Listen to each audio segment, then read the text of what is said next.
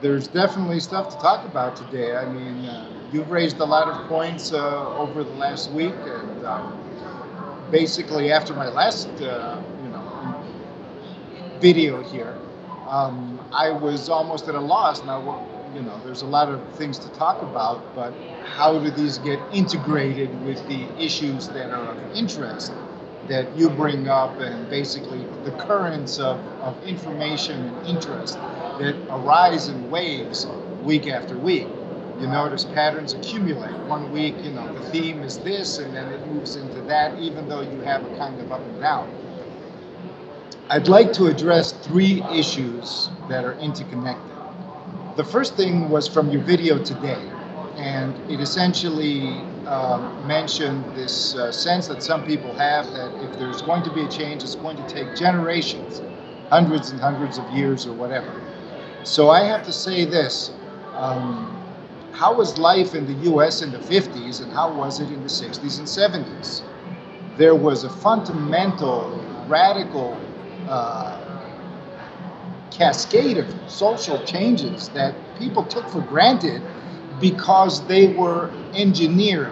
Even when there was a grassroots movement, the ruling establishment engineered that movement, remolded it, co-opted it, and reinfused it in society, and people accepted it hook, line, and sinker. One of the most challenging things for the ruling engineers, so to speak, tyrants, has been to get people to get out of their ways.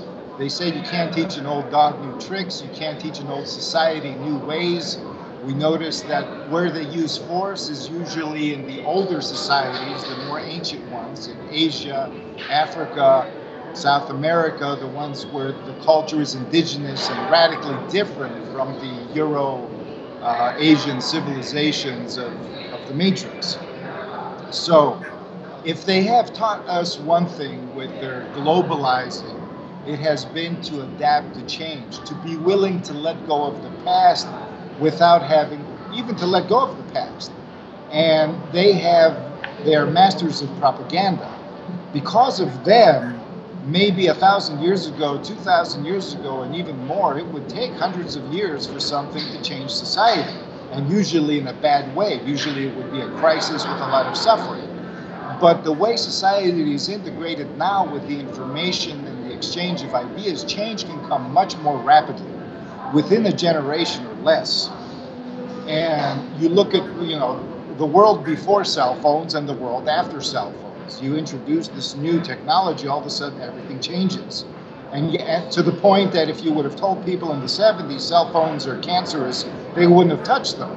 But once they start getting used to them, now they can't let them go, even though their brains are fried. So I'm saying, when you have this kind of sense of, oh no, logic dictates, you have to look deeper. You have to take all of the variables you can into account. You have to look at history. Ancient history, maybe from agricultural revolution to industrial revolution took a long time, but from industrial revolution to information revolution was much shorter. From an information revolution to a spiritual revolution, it's going to be much shorter. It's not going, imagine the proportion is this. If you have 5,000 years between the agricultural revolution and the industrial revolution, and then you have 200 years between the industrial and the information revolution, that's 5,000 over 200, 50 over, it's about 25 times faster. So divide 200 by 25. Basically you have 20 years. In 20-year periods, that's when radical changes happen during our time. The problem is that you have not a clash of civilizations, but a clash of purposes of the species. So when two forces clash, you have a stalemate, or it goes one way, or a tug of war type of thing. So we don't see progress, and we're not going to see progress unless the stalemate is broken. That's what I've been, trying to explain in my own videos. Yes, it's worthy. I have many creative solutions and been working on stuff and this and that and the other, but I've put them on hold to focus on how to break and eliminate the stalemate. Better yet, how to integrate the stalemate. And I feel that, what I can do in accordance to my experience is to help express certain things that might help the attitude, the stance we take in relation to that stalemate. Because face it, the worst challenge we face is that of mind control, of the control of our souls, the control of our bodies, of our wills. And this control basically has to do with the stance of our own volition, our ability to be programmed, our ability to be dispelled, so to speak, to be psychically controlled, to be coerced, to be conditioned, all of these things.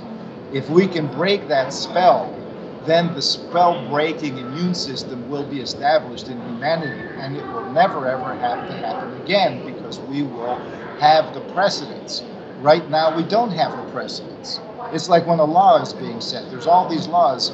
I heard that, a jury doesn't just say you're innocent or guilty. It actually, if a law is unjust, the jury can actually overturn the law, can say yes. This is. And so, trial and error, basically, the court doesn't just convict and leave people, and liberate people. It is a process of trial and error of the legal system itself. This law doesn't work. And here's the thing, Aristo. Jury nullification and nullification of laws and stuff like that, that's actually been on the books all along. It's not operational. That's the problem. They're not allowing, the system is not allowing the law to work. Exactly. That's why the whole thing is that it's not, the system is the law. I mean, the law is the system. It should be. Individuals, the psychopathic attitude and the co-opting, the cancerous influence of psychopathy is not allowing the system to work. The system is made for fallible humanity, and thus it allows for our imperfections. If we look for a perfect system, we're going to fall flat on our face, because you cannot stick a perfect system into an imperfect humanity. You have to allow a system that will leave room for growth. And that exists in the current system. But what is the current system? I mean, we've been so confused about it, so misinformed. The fact is that criminals are in control. And how does one revolt in a mature manner? How does one throw away? And I believe the first thing is to occupy your own soul, occupy the body, occupy the mind, and then occupy the relationships you have with other people. So make space. Relationships, of course, are mutual occupation, mutually occupied relationship. So you don't have this infiltrating dynamic come in. You don't have saboteurs, and you can see through the veils. You can feel through the veils. And so what I want to express further are certain basic perspectives, shall we say, about manifestation. For example, we know that if you have a mindset that manifestation is an illusion, it's going to really cripple your stance in dealing with the situation.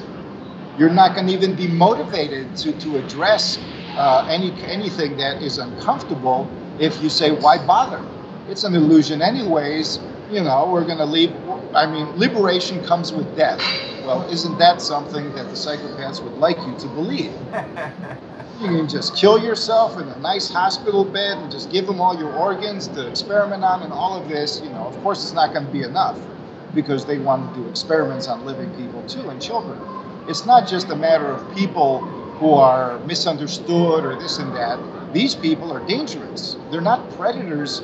I mean, even the metaphysical sense that goes into the predator, like Peter Van Rutten was talking about.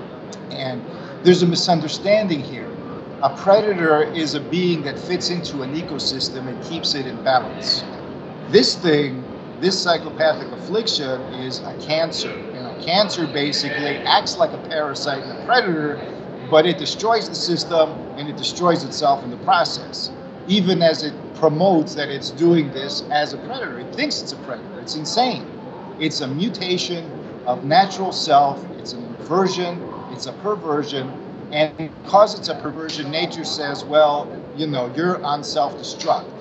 But its whole move is to take everything else with it. And so if we are to heal, we need to accommodate that. We need to basically reverse the mutation within ourselves and then establish a situation, regardless of what we do with the embodiments and the practical situation, our minds will function in a solution-oriented manner that cannot be co-opted by conditioning and brainwashing and all of that. And the psychopaths know this. That's why they have a very, oh, we have a short window. Otherwise, they drag this on for another 5 centuries. They could easily have done that. Why should they, they could do the research into immortality and all of this, like they've always been doing, and they could have been allowed the world, but they know people are not going to stay as they are. If you leave people, not another 100 years, you have the hippie movement, they co-opted that, you've had these other movements come, the New Age movement, they co-opted. Well, how long are they going to keep co-opting? Finally, there's going to be an adaptation that they cannot co-opt, and it's going to spread. And they know this, they predict this. They see timeline 1 spreading, so they're trying to slow it down and then create an irreversible situation.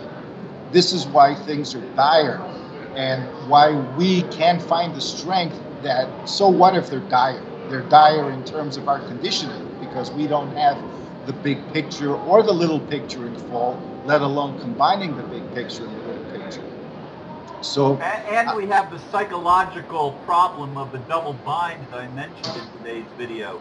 I mean, they keep talking about democracy and justice and peace. I mean, I'm talking about the psychopaths. Keep talking about this stuff, but they do the exact opposite. And that creates in humanity, in our psyche, a double bind. I mean, if there's a contradiction between what our eyes are seeing, what our ears are hearing, and what the reality is. Good cop and bad cop are the same person. And they've made our religion like that. God loves you, pow, I'm Satan when nobody's looking. It's a kind of dualistic contradiction that has been established since ancient times. And as you very eloquently said, that's how children are being brought up. It's a disease. I mean, you can't blame psychopathic engineering for what goes on in every single family by the volition of the parents. This is a disease. It's a psychopathy. It's even deeper than the psychopathy. From a mystical level, it's existentiopathy. It's a pathos of existence itself. It's not just, well, because when you look at these things, you realize, okay, I understand it like this. But then you realize, well, this understanding actually limits me. Just like it limits me if I say, well, the predator is really just feeding on me and it has its place. You start making allowances that you otherwise would not make for a cancer. A cancer has no place. A cancer either has to go into remission, has to mutate back into its original form to heal, or it has to be excised. There are no other solutions. You cannot accommodate it. You cannot talk to it. It is not in the nature of the beast, so to speak. The ecosystem will be destroyed, and that's not cruelty. The whole thing, however, is that since everything is interconnected, it is a blessing that we can look into ourselves and find solutions in terms of internal experience, and then these can be reprocessed in terms of world experience. We're in the middle of this, and it's chaotic, and the I don't knows abound. So my take is to look at the foundations and build upon them. All manifestation is fractally oriented. So here are some assumptions that I would like to move beyond, so to speak. I take from the religion of Shintoism. They have 3 treasures of Shinto. One is the mirror, the other is the jewel, and the third is the sword, I believe. Let's leave the last 2 behind. The mirror is very important because Shintoists, at least one mystical interpretation that I've read about this, it views creation as a reflection of divinity. However, and it's a perfect reflection of divinity, and it's like 2 mirrors standing facing each other. Divinity is one mirror, creation is the other. But the reflection of divinity is inverted, just like all reflections are. Thus, the direct experience of divinity is unity, singularity, affirmation. It's one big creative yes. The reflection in manifestation is the inversion of that, which is differentiation, multiplicity, divergence. It's still divinity. But when you have 2 mirrors facing each other and you stand in the middle as humanity has both the unitary and the diversification aspects within itself, what do you see in each mirror? You see infinity. You see every possibility of the other mirror blending, alternating reflections, going off into infinity in both directions. And then you ask yourself, what mirror caused the reflection in the other mirror? Both mirrors are causing each other. The sense that God created manifestation is a temporal perspective, a beginning, and then it goes linearly, and you have creation, and then creation continues, goes on. However, when you transcend time, you find the chicken-egg situation. You find that manifestation is creating divinity or establishing divinity and sustaining divinity as much as divinity is sustaining manifestation. We are experiencing a resonant emergence of this in the present moment. We are also experiencing a state of evolving completion, which I mentioned in the previous video is really incompletion. But you see how a simple analogy challenges even the sense that God created everything, so then all these implications of God's the parent, he's responsible, I have to seek help, yes, God's within me, but I'm still sub this. How about God's dependence on manifestation? How about without the mirror of manifestation, divinity cannot really exist unto itself in the way that manifestation allows it to exist unto itself.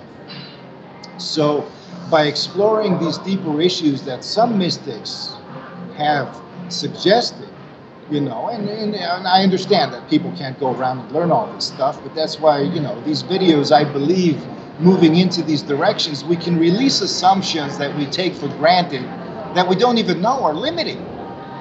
And we don't have to search and say, what's limiting, throw this out, throw that out. Dare to explore where it doesn't even feel relevant, but your feelings call you for some reason. Dare to take nothing for granted, even dare to get out of the comfort zone, as we say, and getting out of the comfort zone doesn't just mean, well, my chair has a lump in it, so my butt's uncomfortable. It means, shit, I really don't want to be in this situation. I'm not going to die, but it feels that way. You go even to that point. You know how heartbreak is. You go to the point where you might as well be dead. It feels worse than physical suffering, unless they put you in a torture chamber, then you change your mind, of course. But it feels as if it would be worse. That's a level where we can learn to create a new comfort zone, an expanded comfort zone. It's how children grow up. They do it, there is a word for it, it's called adventuring. It's an exciting thing. But we have been taught to fear it because of the rod and the staff and all of these things, the carrot and the rod and all of these things. So there was another thing, Peter Van Runt mentioned. So let's go into another assumption. Manifestation is limitation. We have entered into manifestation to explore limitation. Now, physics will disagree with you on that, even though most physicists are so blind by the assumption, they don't explore it. And they make up all these other theories and interpret it in other ways, even though they're saying the same thing. Essentially, it's this. Manifestation is a density of relationships. It is not a clumping of things that cannot move freely. It is not a limitation. Manifestation, there are no things in manifestation. Okay, that's what I want to say. There are events. Think about it. Energy is an event. It's a measure of an event. A movement, a dance. A dance is an event.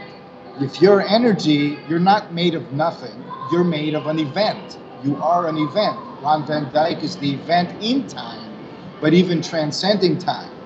The present moment can still sustain the event, the self-sustaining presence of an event, as temporal evolution can.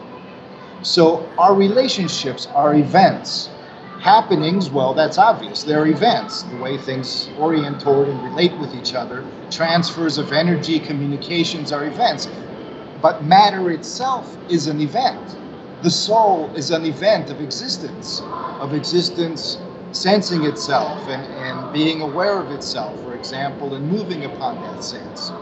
The truth is basically the self-realization of the event nature of existence. And this is what creation is. Essence is what's behind all of the events. But in order for divinity to realize its event structuring potential of nature, it reflected itself in terms of that, or awakened to that. But when you go in manifestation, you go, oh, I've just realized God. Well, God also has the, oh, I've just realized manifestation. And our own minds, the merger of the two, it's not like manifestation existed away from God or something, but the process of actualizing the whole that contains God and manifestation together as a mating complex, as a unitary organic existence. That's none of, one side isn't exclusively the creation of the other in that sense. But when we looked at reality, the event density is what is increasing in manifestation. Physics says, for example, that there's a medium and that every single particle and subatomic particle is a resonator.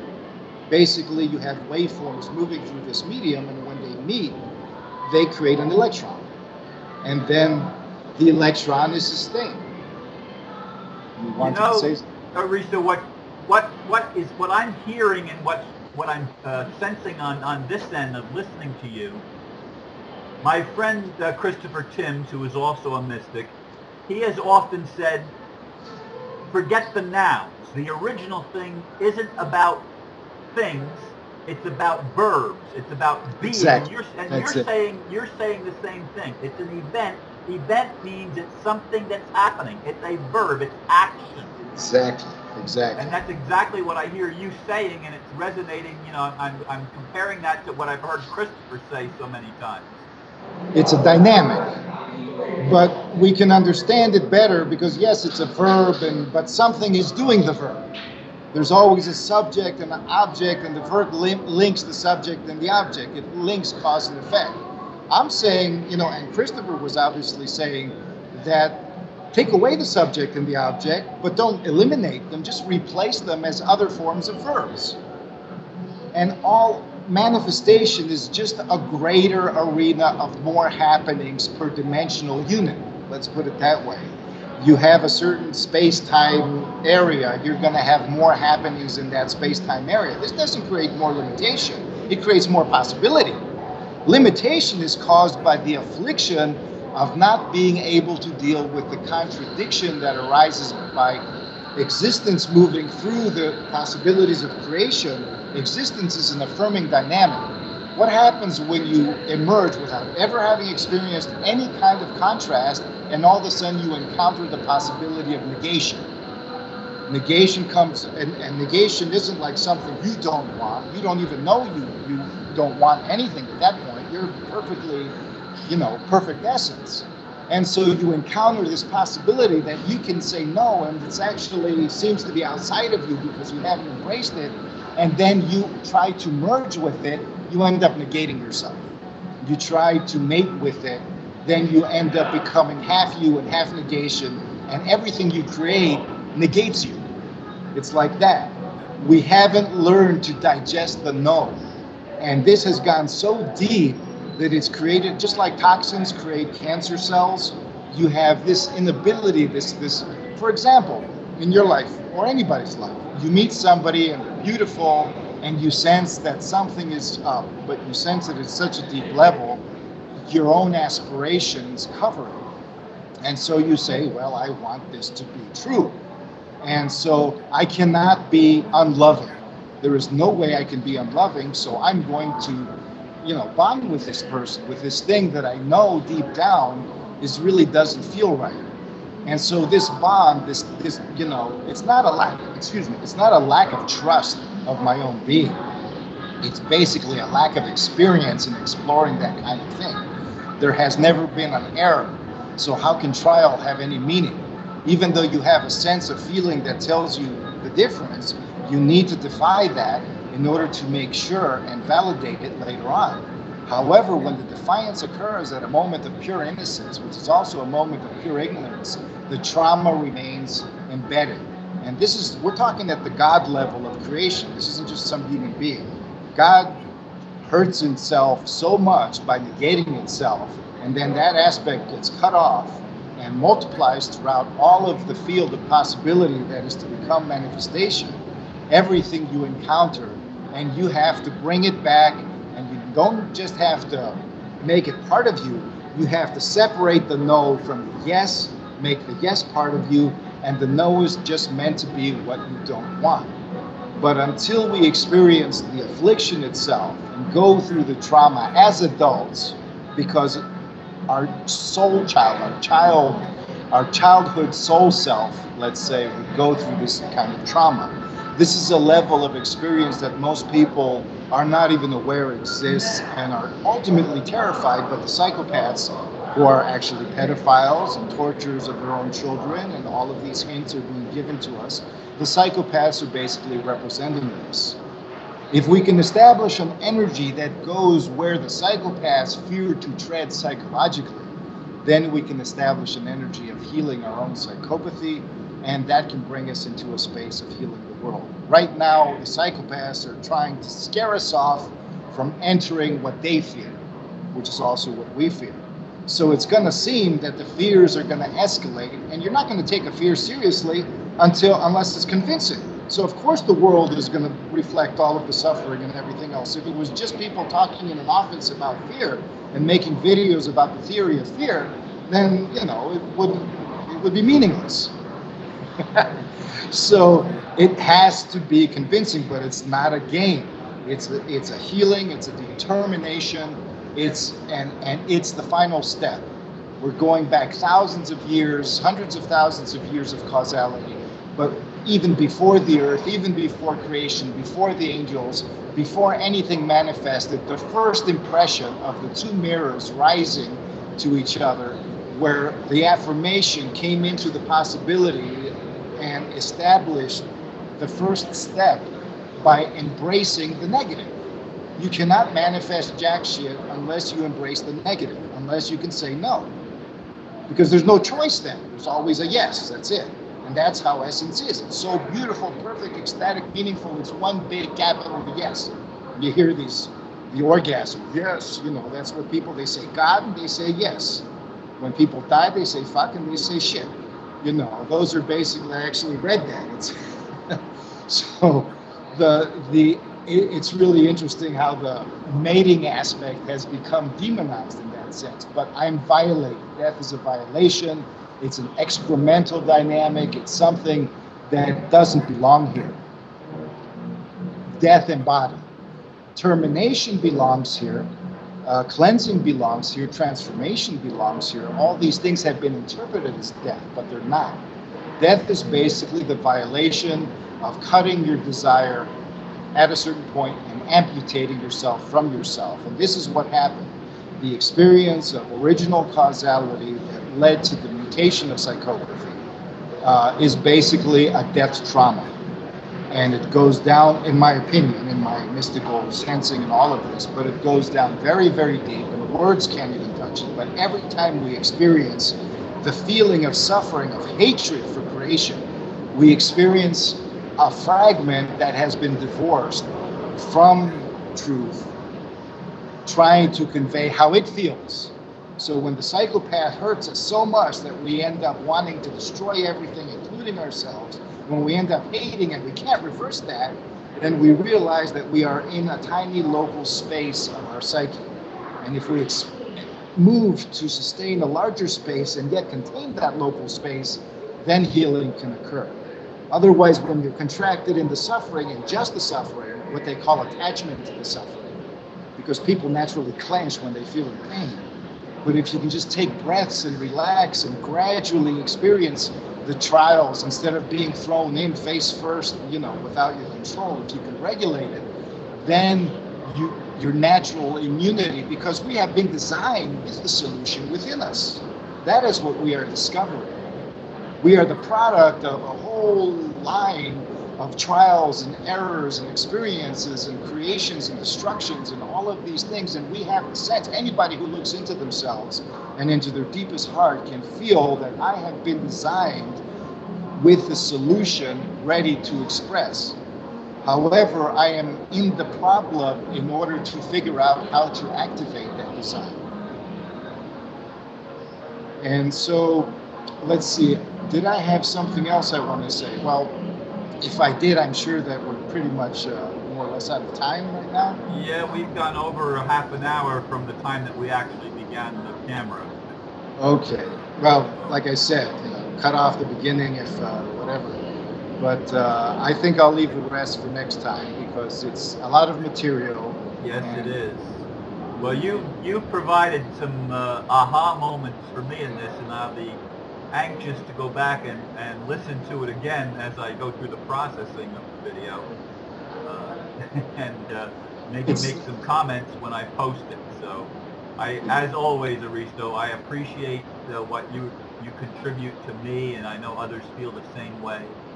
And I thank you for taking the time with me every week to explore some of these areas. Thank you for having me. Looking forward to next time. Very good. You have a tremendous week, and thank you again, and namaste. Namaste.